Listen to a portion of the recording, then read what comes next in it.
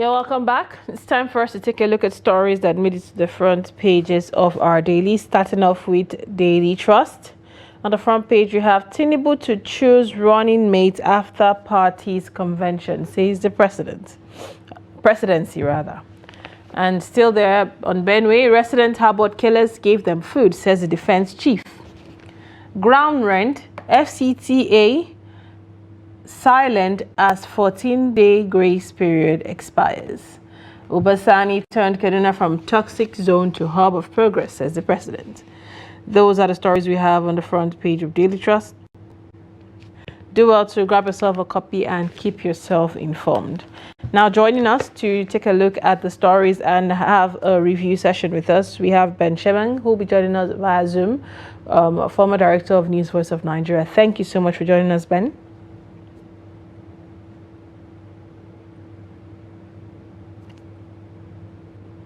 All right, well, waiting for Ben to join us. Let's take a look at Guardian newspaper.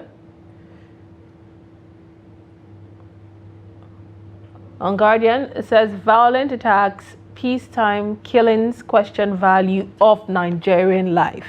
I asked earlier, what is the value of a Nigerian life at this point in time with all the killings that are going on in the country? Still on Guardian, Ibas alleges sabotage at budget defense. The Senate will erase democratic rule. Again, Tinubu inaugurates specialist hospital named after him in Kaduna. And tension in Benue as herdsmen graze farmland, youth intercept bus. TCN accuses politicians and saboteurs of vandalizing electric towers. And on the top of Guardian, experts reveal 50 million Nigerians with sickle cell warn against stigma. 1,500 killed in 100 tanker accidents, Nima discloses, and 6,260 terrorists killed, 5,365 civilians rescued in 2 years, says the defense headquarters. These are the stories we have on Guardian. We believe our reviewers should be joining us back. Good morning, Ben, for joining us. Good morning, Lydia. Okay, let's just go straight to duty time. The first story we have on Daily Trust, we saw what played out in Gombe when the president was endorsed without the vice president, and a lot of chaos ensued from the APC, where people suspected there are lots of cracks going on. Now we're seeing, from the presidency saying that Tinubu to choose a running mate after convention. What does this mean? What do you make of it? It simply means, and what I make from it is that it is the prerogative, it is the right of the president to choose whoever he wants to work with. And of course, he has to look at the electoral value of such a person.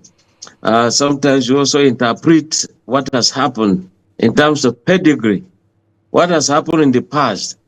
How many voters did he get in so geopolitical zone and in the person's state of origin? And how influential is such a person? And how can they work in harmony to deliver the goods of dividends of democracy? So the presidency is just stating the obvious that Tinubu has to choose whoever is going to be his running mate. So what happened in Gombe State was a kind of a sporadic approach to when Mustafa announced that Tinubu has been adopted. And so the people from that zone, Northeast zone, simply wanted to know, what about Shetima? And of course, tensions were down when Zulum said, okay, it's going to be a joint ticket. So that went down. But it's like it's not yet dying. It's not yet Uhuru yet. And that is why the presidency is also trying to also douse some tensions to say, look, the president will choose whoever. But it's also too early, probably, for them to say, okay, it's going to be with Shetima. But some people are already saying that even the national chairman of the party, Ganduje, is interested. Some are saying Ribadu is interested. They're saying that if workings had been done properly, that it would have been Kwankwaso, who is the running mate.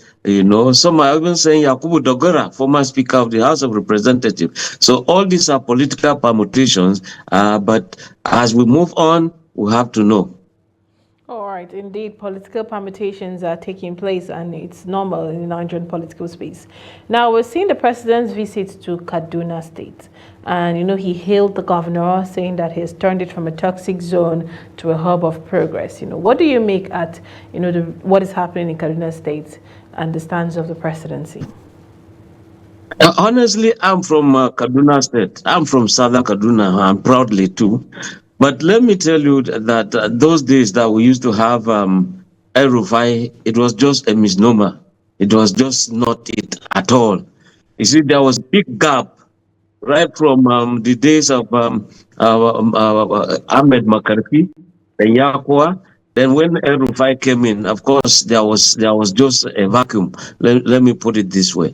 Now, Tinubu has also ensured that many Nigerians of Southern Kaduna origin, many people from Kaduna State have been appointed into governance, and some of the people in Southern Kaduna are feeling longing.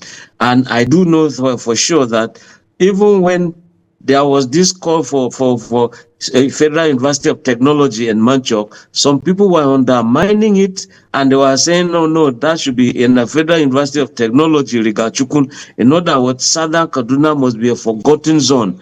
But you can see that Tinubu has come to inject life into that region, and you can also see that Ubasani is doing a very nice job. Look, when you douse tension, it is simply it gives room for development. But they also remind the governor that there is still a road very, very vital from Chawe. It passes through Kauru.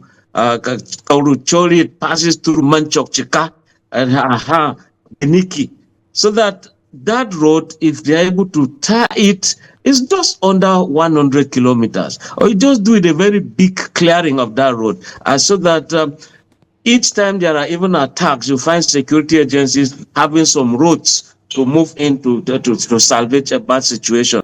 We are looking on to that, and we wait for Governor Sani to do good justice to that. So he's doing a nice job, honestly, appointing people in Southern Kaduna. And I mean, people are feeling that Ubasani is Uba to everybody. Uba also means father. So it's a nice thing. All right, thank you very much, Mr. Ben, for making our time to join us on the show, and we appreciate your, always creating out time to be a voice to our listeners and our viewers. Thank you so much.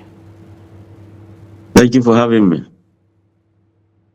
It's indeed been, a thought-provoking and a very, very educating and engaging show this morning. I hope as our listeners, you've been able to pick something from our conversation this morning.